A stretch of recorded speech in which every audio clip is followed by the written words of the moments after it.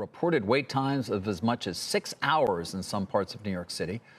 So what, if anything, is being done about it? Well, our next guest runs more than 200 clinics in the New York and New Jersey area. Dr. Jeffrey Benger is the CEO of Summit CityMD, and he joins us now. And it's nice to have you, Doctor. I've got one of your CityMDs near me in my neighborhood. I walk out in the morning to go to come to work, and the line already at 7 a.m. was around blocks. I mean, it was insane. That was prior to the holiday. Do you think that's going to let up, or a lot of people just getting tests prior to travel, or is it more because they had symptoms? Well, Summit CityMD is the largest independent multi-specialty ambulatory company in the New York metropolitan area, and we are seeing a lot of visits. We see almost 34,000 patient visits a day. Of this, about 70% are COVID related. What we're seeing is not many repetitive visits, and the only repetitive are first-line responders as well as maybe teachers.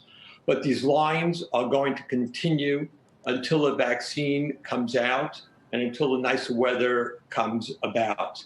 We are being inundated, and we are trying to take care of all of these patients who come and see us.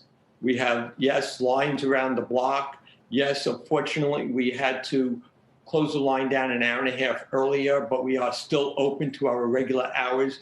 We have to accommodate all these patients with keeping sanity and health to our first-line providers at the group. Yeah, no, it's got to be a huge challenge. But I wonder, again, so you think this is just going to continue? This was not a function of a lot of people getting ready to get on planes, or at least wanting to see relatives indoors and therefore wanting to get tested. Do you think that demand in New York, New Jersey is going to continue?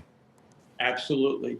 I think we are just headed into unfortunately, a very tough time with the pandemic. I think the holidays will make it a little worse because people, unfortunately, wanted to be with their family, and there's only so much social distancing and mask wearing you could have. And I think this is going to continue until the summertime, unfortunately.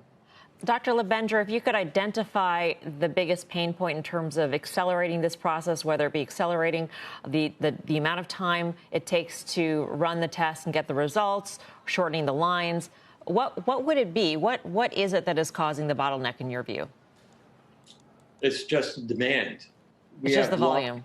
100, 200. Now we are piloting a new software for line control, and where they could come in, and we are going to be able to text them when they could come back to be seen, because I'm very worried about people coming into our lines in the middle of the winter with the cold. They already either have flu or COVID, and I don't want them standing outside in the cold. So we are trying to pilot how we could get these people back in and to be seen at a time that is somewhat convenient for them. I don't want them standing outside in the cold. Also, just so you know, we do triage non-COVID patients. I'm very worried about non-COVID patients or non-flu patients who might have chest pain, belly pain, and we have to take care of them. So we do bring them in on a separate line to be seen for their healthcare needs. Shepard Smith here. Thanks for watching CNBC on YouTube.